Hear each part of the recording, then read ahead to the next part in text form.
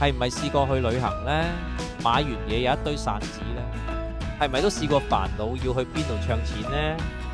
如果有一張卡可以幫你搞掂交通、付款、換錢，仲可以用 App 操作，你會唔會考慮呢？今集就帶你了解 Wow Pass， 一張喺2025年韓國旅遊圈超爆紅嘅萬能卡，真係一卡走天涯。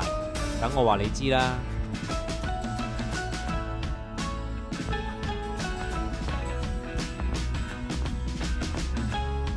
Wow Pass 係一張韓國旅客專用嘅 All-in-One 萬用卡，集合咗儲值卡加 T-Money 交通卡功能。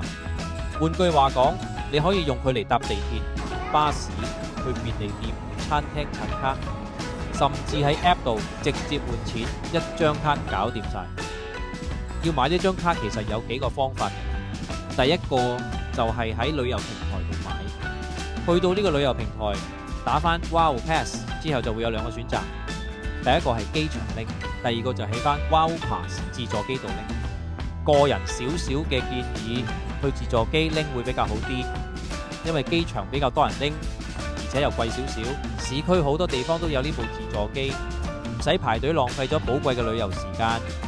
第二就係直接喺自助機度購買，拎亦都係喺自助機度拎，價錢可以睇返我呢個表。卡本身押金係5000won，退卡時可以退返。你可以選擇以信用卡或者外幣現金充值，而最強呢係佢支援多國貨幣即時兌換，包括港幣、台幣、美金、歐元等。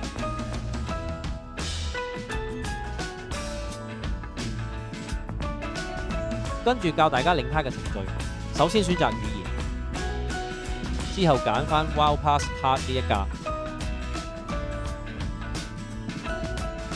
咁選擇發行新卡。之後有兩個選擇，如果你冇卡嘅話呢，就喺呢度揀立即發行。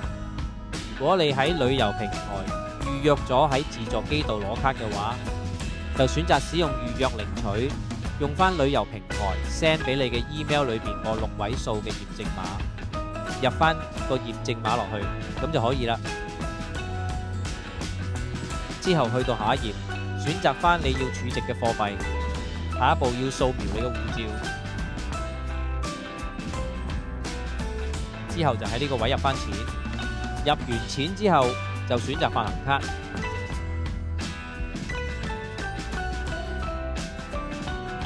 咁張卡就會跌落嚟啦。之後呢，就要打開張卡，跟住佢呢3個步驟認證完退返出嚟，咁你張卡就可以用啦。如果想儲值又點做呢？咁選擇語言呢，之後呢係選擇 Wow Pass 卡。今次我哋選擇儲值額，之後要將 Wow Pass 卡插入機器，等佢讀到張卡之後，選擇開始儲值，再選擇你要存入嘅貨幣，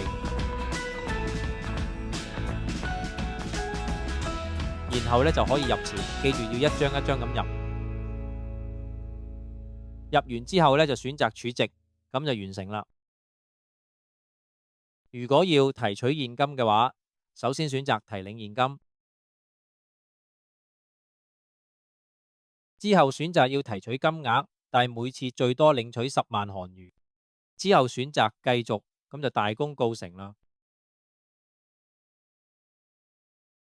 另外都提下大家，就算你儲值咗錢入張卡，但呢個錢同 T-Money 唔係互通，你係需要另外增值錢入呢張 Wow Pass 卡入邊嘅 T-Money， 咁先可以用嚟搭車㗎。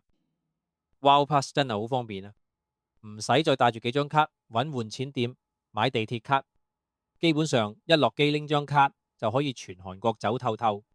不過要留意，Wow Pass 唔可以搭的士。總括而言，Wow Pass 絕對係2025年韓國自由行其中一張最值得推薦嘅卡。如果大家中意呢條片，可以支持下我 ，like 同埋 share 出去，仲有記得 subscribe 我個 channel。我哋下條片再見。